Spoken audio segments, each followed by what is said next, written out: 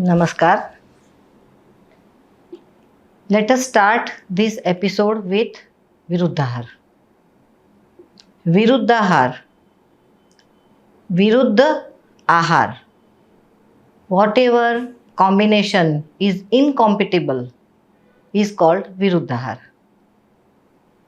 There are 13 types of Viruddha Aahar, 13 groups of Viruddha Aahar, but we shall discuss only such some commonly practiced types in day-to-day practice.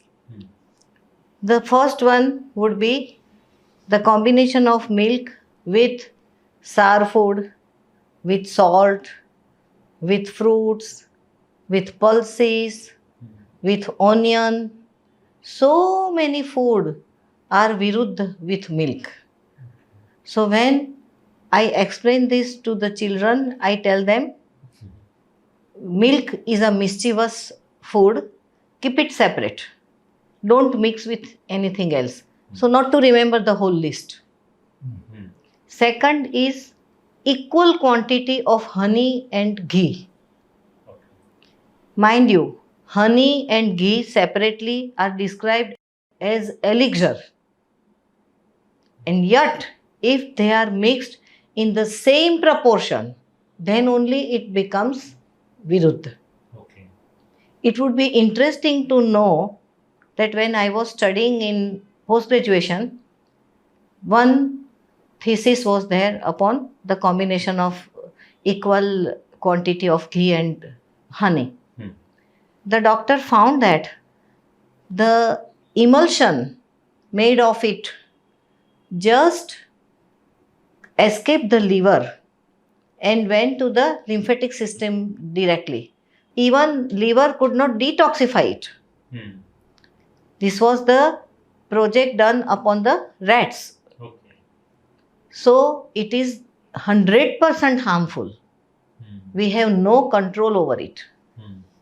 The third one would be hot honey. Honey should never be heated. Okay. Some biscuits and some cakes are made of hot honey. Or we add honey and then heat it up. Is also viruddha. It gradually diminishes our fire, gastric fire, to a very low level. Okay. Then heavy food, where I would put maida as well as junk food. Whatever is heavy to digest becomes viruddha for the body. Not only that, even the easily digestible light food also would become heavy, also would become viruddha if it is eaten in excess. Okay. We eat hot food during our lunch or dinner in hotels.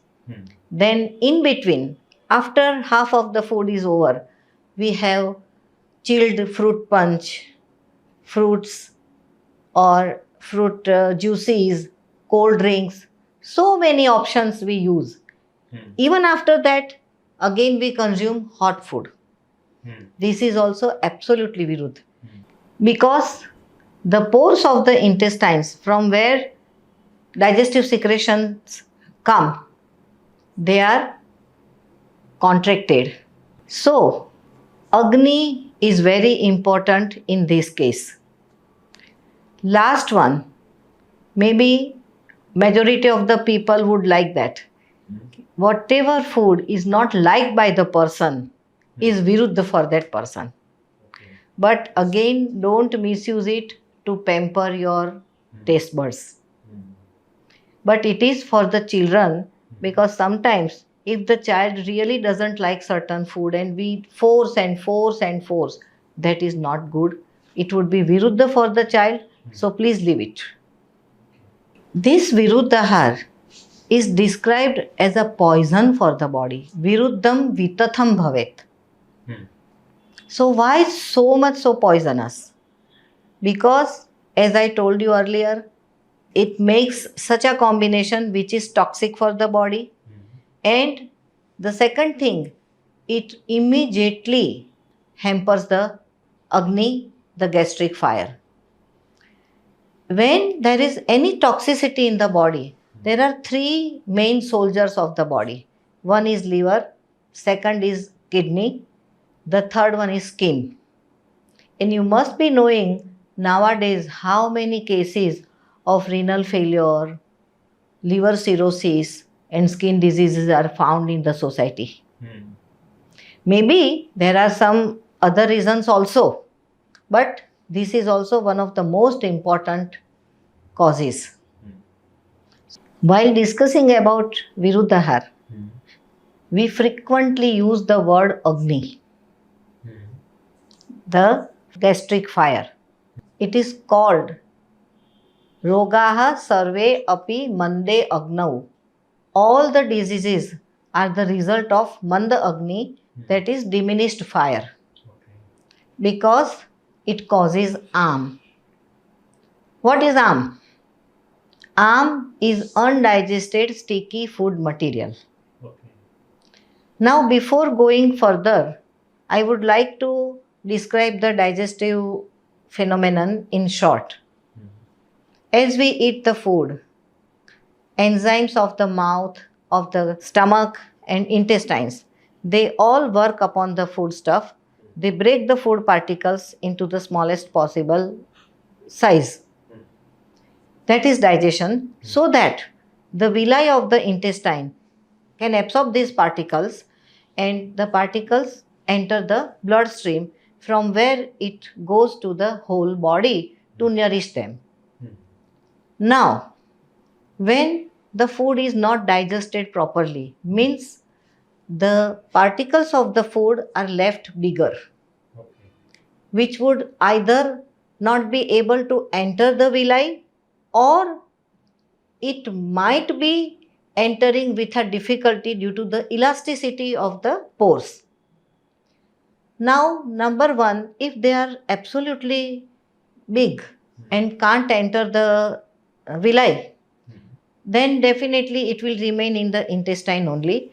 And being a sticky material, because its nature is sticky, it sticks to the surface of the pores, so further secretion of enzymes would be hampered. So this causes gradual indigestion, complete indigestion in a very long run. Rather than this, the particles which have entered the bloodstream, they are more dangerous.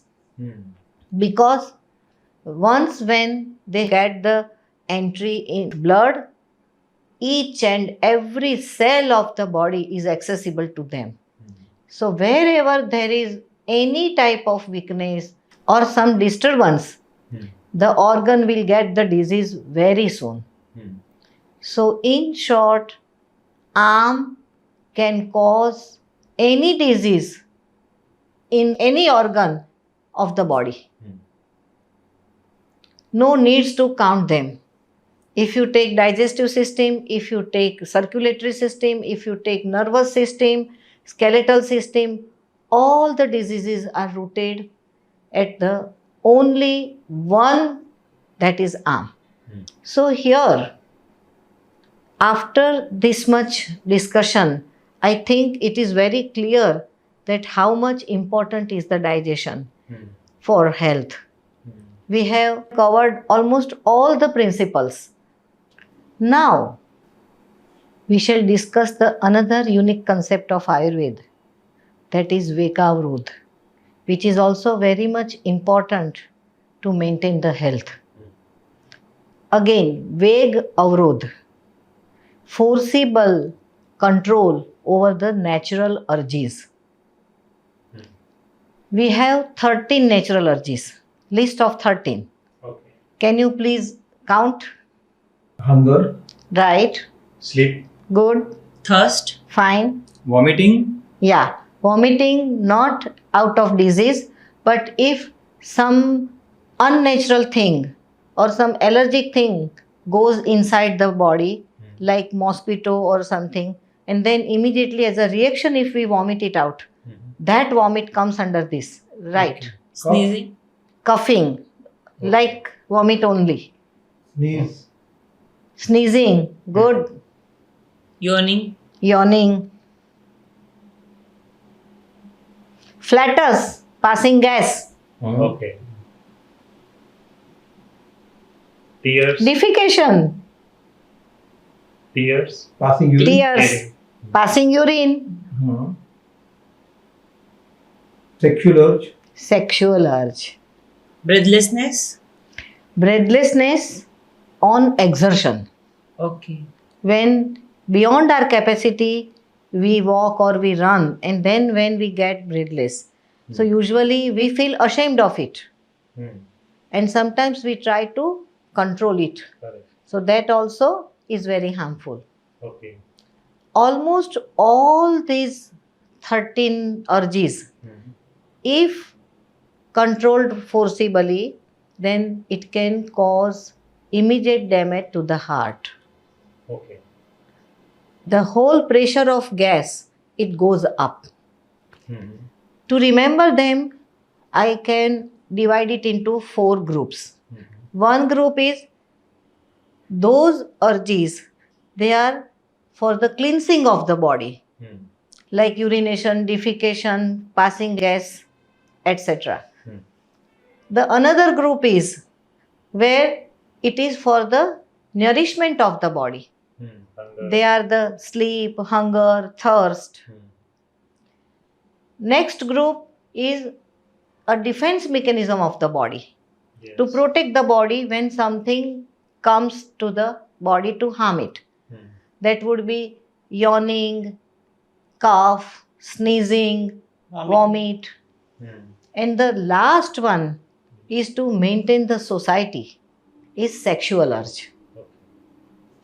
Now, this is very important to understand because from one side, here rishis tell that sexual urge is also one of the natural urges, should not be controlled forcibly. From another angle, at many times, at many places, they have given optimum importance to brahmacharya. So it looks contradictory, which is not. How? If we follow the Vedic way of living, which includes thinking of Brahma, getting up very early in Brahma Muhurt and praying God, having very limited sattvic food.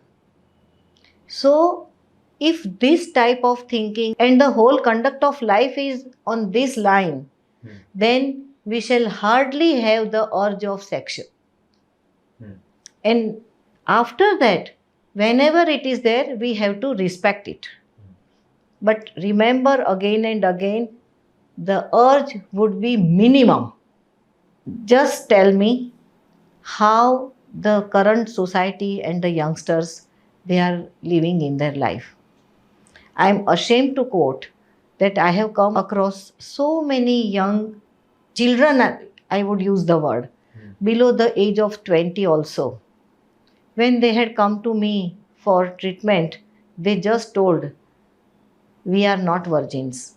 We are not brahmachari. So at the tender age, if one follows this practice, then the whole stuff of the body is wasted. Means, according to Dharma Shastra, according to Ayurveda, whatever Shukra Dhatu, the reproductive secretions, we store into the body, we protect it into the body, will convert into ojas, which is the ultimate sattva, the final product of the food. And it is the main vigor, main immunity, whatever you may call.